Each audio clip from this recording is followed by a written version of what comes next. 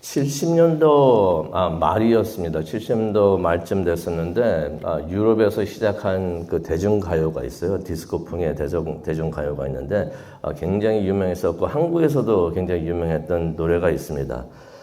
By the Rivers of Babylon이라고 그 혹시 기억하시는 분들 계시죠? 네, 계십니다.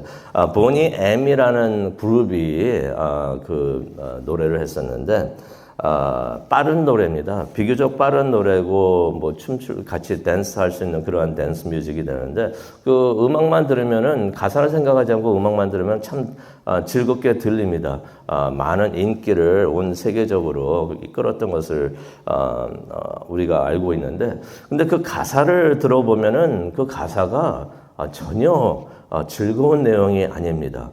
어떤 내용이 그 가사였냐면요. 바벨론의 강가에서 그곳에 앉아 시온을 기억하며 우리는 울었습니다. 악한 자들이 우리를 사로잡아 끌고 가서 노래를 요구하였으나 이방 땅에서 어찌 우리가 여호와의 노래를 부를 수가 있겠습니까? 라는 내용이 나옵니다. 그러면서 어떤 부분이 나오냐면 그러므로 제 입의 말과 제 마음의 묵상이 주님의 앞에 기쁘게 받아들여지기를 원합니다. 라는 내용의 가사가 있습니다. 이거 들으시면서 깨달으셨겠지만은 이 유명한 노래 이게 대중가요였고 유행가였지만은 이게 하나님의 말씀을 성경 말씀을 인용한 노래였습니다. 그래서 혹시 알아봤어요? 이 사람들이 크리스찬이었는가? 그건 또 아니었다고 합니다. 그러면서 성경 말씀을 찬양을 했던 그래가지고 온 세계에 그냥 누구보다도 널리 알렸던 하나님의 말씀을 노래한 노래가 되었는데 첫 부분을 보게 되면은 바벨론 강가에서 시온을 생각하며 울었고 이방 땅에서 어찌 여호와의 노래를 부를 수 있을까라는 내용이 나오는데 이게 바로 오늘 우리가 읽은 시편 137편에서 나오는 말씀이 됩니다. 그리고 그 뒷부분 나의 말과 나의 마음의 묵상이 주께 연락되기를 원한다. 시편 19편이죠. 시편 19편 14절에 말씀이 됩니다. 이 말씀을 준비하면서 이거 참 좋았었는데 다시 유튜브에 들어가지고 노래를 들었어요. 역시 지금도 좋습니다. 지금도 좋고 그런데 이 노래 배경이 되는 시편 137편은 노래와는 달리 무거운 시편이 됩니다. 그 쓰여지게 된 그 배경을 우리가 알게 되면은 더욱더 마음이 무거워지고 아프게 느껴지는데요. 오늘 그 시편의 내용을 우리가 한번 보고 또 기도하는 시간을 가지려고 합니다. 시편 137편은 바벨론에서 포로 생활을 하던 중에 나온 시편입니다. 포로 생활 한 70년 하고 있을 때 아마 끝부분에서 나오지 않았을까 생각을 하는데요. 시편 저자가 이방인의 나라에 포로로 잡혀와서 울고 있던 사람들의 이야기를 쓰고 있었던 것입니다. 그래서 1절에 보면 그런 말이 있죠. 포로로 잡혀왔던 사람들이 바벨론의 강변 곳곳에 앉아서 울고 있다라고서 말을 하고 있습니다. 이 사람들이 강변에 앉아가지고 시온을 생각을 하면서 울었다는 것입니다. 그들이 유대인들이죠. 남왕국 유다에서 그곳으로 포로로 잡혀왔던 그러한 유대인들인 것입니다. 포로로 잡혀올 당시에 무너져 내렸던 그 시온 무엇을 의미할까요? 예루살렘과 그 성전을 의미를 하는데 그 무너졌던 나라와 성전 그 조국을 생각을 하면서 울고 있었다는 것입니다. 외국에서 생활을 하다 보니까 조국이 그립고요. 성전이 무너졌던 것을 생각하니 마음도 아프고 쓰리고 그래서 강변에 앉아가지고 여기저기에 사람들이 앉아가지고 시온을 생각하면서 울고 있었다. 이전에 제가 또 말씀을 드렸지만은 제가 멕시코 유카탄에 선교를 갔을 때도 비슷한 이야기를 제가 들은 적이 있습니다. 아시다시피 고종 때 많은 사람들이 속아가지고 멕시코에 노예로 잡혀 그쪽으로 가게 된 것이죠. 그곳에 가가지고 많은 한국 사람들이 잡혀 있다가 못 돌아왔습니다. 못 돌아왔는데 그 사람들이 기회만 되면은 그 바닷가에 나가가지고 제가 그 바닷가에 나가봤어요. 여기라 그러더라고요. 여기서 사람들이 사가지고 자신들의 할아버지 그런 사람들이 거기서 바다를 바라보면서 울었다라고 생각했는데 가만히 생각해보니까 그쪽은 동쪽인데 한국은 반대쪽에 있는데 그래도 바다를 생각하면서 배 타고 왔으니까 바다를 생각을 하면서 울었다고 하는 그 이야기를 들었습니다. 조국이 그립고 또 자신들의 처지를 생각을 하면서 돌아갈 수 없는 자신들의 처지를 생각하면서 한스럽게 울었다고 하는 이야기를 들었는데 바벨론에 잡혀 있었던 그 이스라엘 사람들도 그런 마음으로 비슷한 마음으로 울고 있었지 않았는가 생각을 해봅니다. 그래서 2절을 보게 되면은 그들이 수금을 버드나무에 걸어 두었다라는 말씀이 있습니다. 그 사람들이 수금을 타면서 즐겁게 노래를 부르던 사람들이었는데 조국의 상황이 그러하고 가고 싶어도 갈 수가 없는 상황이 되고 또 자신들의 처지가 너무나 힘들기 때문에 노래를 즐겁게 노래를 할 그런 마음이 생기지 않으니까 그럴 기분이 아니니까 그래서 그들이 그렇게 즐겨하고 기뻐하면서 탔던 그 수금을 나무에 그냥 걸어두었다라는 말을 하고 있는 것입니다.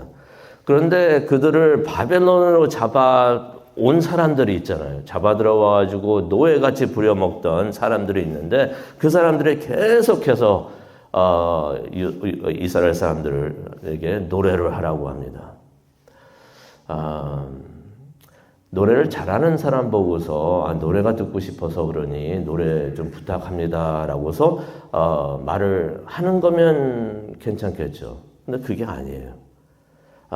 뻔히 그 사람들이 힘들어하는 거 알고 괴로워하는 거 알고 마음 아파하는 거 슬퍼하는 것을 알면서도 굳이 자기들 앞에서 노래를 부르라고 다그치고 있었다는 것입니다. 유대인들에게 모욕을 주고 있었다는 얘기죠. 놀리고 있었다는 이야기가 됩니다. 그래서 그들이 3절을 보니까 자꾸 이런 말을 한다고 합니다. 시온의 노래 한 가락을 불러보라고 자꾸 그렇게 말을 했다고 합니다. 시온의 노래 무엇일까요? 시편 46편에 같은 그러한 노래가 아니었을까 생각을 해봅니다. 어떤 내용이 있겠습니까? 하나님은 우리의 피난처시요 우리의 힘이시니 환난 중에 우리 바로 눈앞에 있는 주는 나의 도움이십니다 라는 노래가 아니었을까. 만군의 여호와께서 우리와 함께 하시니 그는 우리의 피난처이시다. 그가 말하시기를 너희는 가만히 있어 내가 하나님이 됨을 알라라는 하는 그러한 하나님을 노래하는 노래 찬양 그게 시온의 노래가 아니었을까.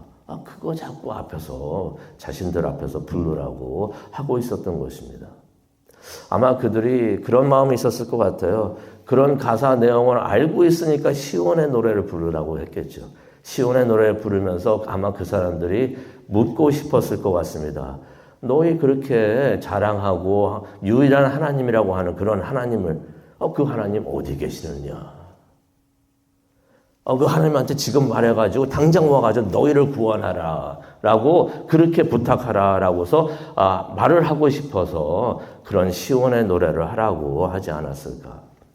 조롱하고 있었다는 얘기죠. 시편 저자가 그 말들을 들으면서 하지만은 입에서 말이 안 나오는데 노래가 안 나오는데 마음속으로 외치지 않았을까. 4절입니다. 우리가 어찌 남의 나라 땅에서 여호와의 노래를 부를 수 있으랴 라는 말을 합니다. 그러면서 이제 시편 저자가 조롱과 슬픔 속에서 다짐을 합니다. 어떤 다짐을 합니까? 5절과 6절을 보니까 나는 절대로 예루살렘을 잊지 않을 것이다. 예루살렘은 이스라엘 백성들에게 많은 것을 상징을 합니다. 하나님의 언약을 상징을 하고요. 성전을 상징을 하고 하나님의 임재, 용서, 은혜, 하나님과의 화해, 화목 모든 것을 다 의미를 하는데 예루살렘을 잊지 않겠다라고 말을 하는 것은 하나님의 약속을 잊지 않겠다는 것이죠. 하나님께서 주신 그 말씀 잊지 않겠다는 것입니다. 지금 힘들어도 하나님께서는 반드시 우리에게 오셔서 우리를 구하시고 도와주실 것이고 모든 영광을 받으실 것이다 라고 하는 것을 잊지 않겠다는 것입니다. 잊지 않겠다는 것은 어떤 의미가 있습니까? 지금 우리가 당면한 어려움이 있지만은 이것을 반드시 이겨내리라 라는 그런 다짐도, 그러한 의미도 포함된 것을 우리가 생각을 할 수가 있습니다. 그 결단을 강하게 표현을 하는데요. 그래가지고 5절에 이런 말을 합니다. 이 5절을 읽으면은 참 애매하게 무슨 말인가라고 생각이 들 수가 있는데 이런 내용의 말을 하고 있었던 것입니다. 만약 내가 예루살렘을 잊는다면은 잊지 않겠다고 다짐을 하면서 말을 하는 것입니다. 내가 만약 예루살렘을 잊는다면은 나의 오른손이 제주를 잃어버릴 것이다. 그 말씀은 어떤 의미가 있냐면 내 손이 말아들어가지고 내가 예루살렘을 잊는다면은 내 손이 말아들어가지고 아무것도 못하고 수금도 못하고 아무 일도 못하고 그런 제주를 잃을 것이다 라고 말을 하는 것입니다. 그리고 또 6절에는 무슨 말을 합니까? 만약 내가 예루살렘을 기억하지 못한다면, 만약 예루살렘을 나의 가장 큰 기쁨으로 여기지를 않는다면, 예루살렘을 기억하면서 울고 있는데 만약 이러한 예루살렘은 나의 가장 큰 기쁨이 되는데 이 시원 예루살렘을 내가 잊어버린다면, 기억하지 못한다면은 6절에 말을 합니다. 내 혀가 입천장에 붙어버릴 것이다 라는 말을 합니다. 혀가 입천장에 붙으면 무슨 일이 있을까 하니까 말을 못하겠네요. 내가 예루살렘을 잊는다면, 하나님을 잊는다면은 내 손도 오그라들고 내 입도 현천장에 붙어서 아무 말도 못하게 될 것이다. 잊지 않겠다는 것을 그렇게 강하게 표현을 하고 있는 것입니다.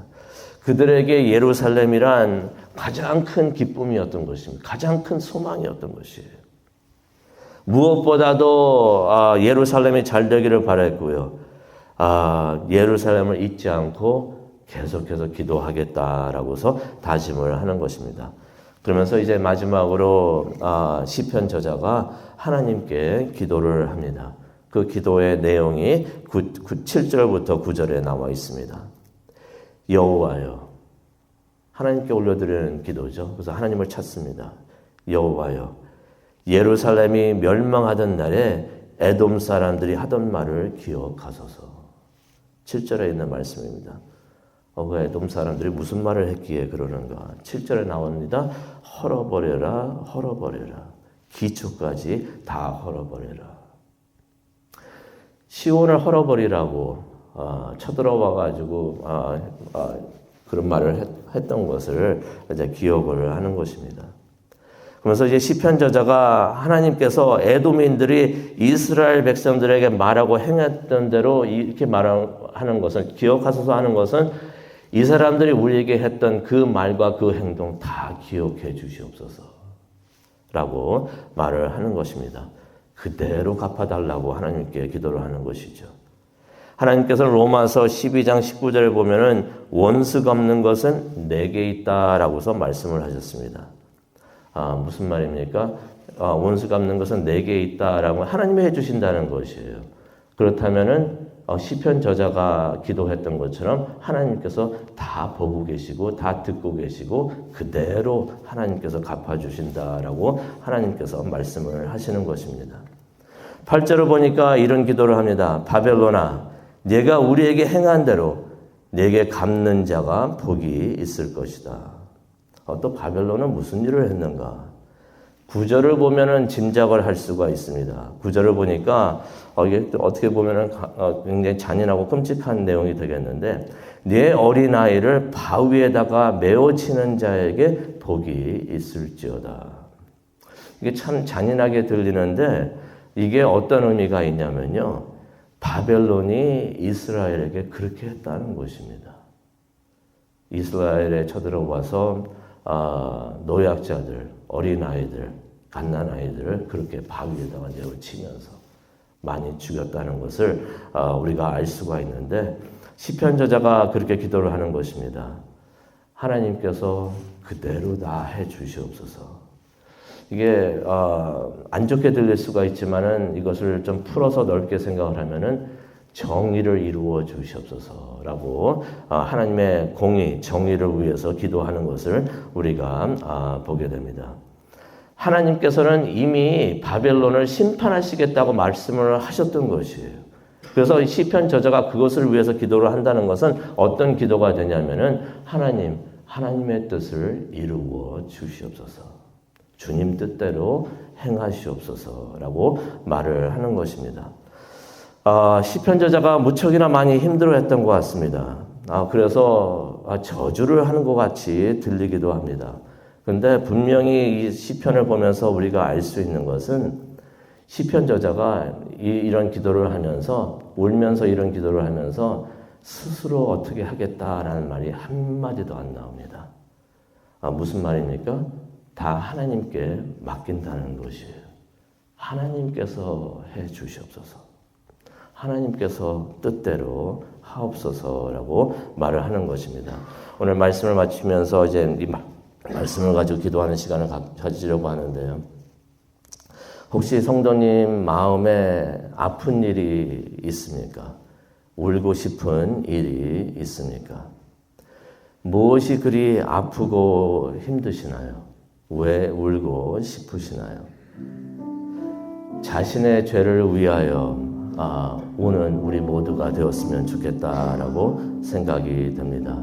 다른 사람을 돌아보는 게 아니라 내 자신을 돌아보면서 그런 생각이 들어요. 이스라엘 사람들이 시온을 생각하면서 울었다고 하는데 조국이 망하고 자신들의 처지가 안 좋은 것만을 생각하면서 울었을까? 그것보다도 거기에 왜 있었는가 그것을 생각하면서 자신의 죄를 위해서 울었으면 좋을 뻔했다라는 생각이 듭니다.